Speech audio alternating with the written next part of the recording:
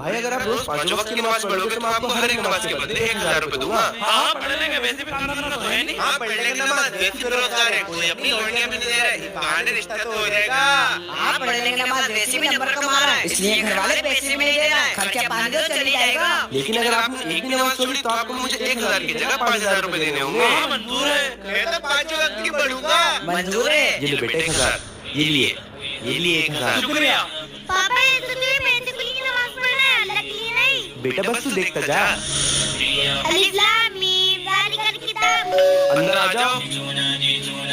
भाई हम लोग आपका सारा पैसा वापस करने आए हैं। क्यों आप लोगों ने नमाज पढ़ना छोड़ दी क्या? नहीं मैंने नमाज पढ़ना नहीं छोड़ी, जब से मैंने नमाज पढ़ना शुरू करी है मेरा बहुत नेक खानदान में रिश्ता हुआ है। जब से मैंने नमाज पढ़ना शुरू करी मेरे बहुत अच्छे नंबर आ रहा है। मेरी दुकान में नमाज से ऐसी बरकत हुई कि मुझे नोट गिनने की फुर्सत नहीं है।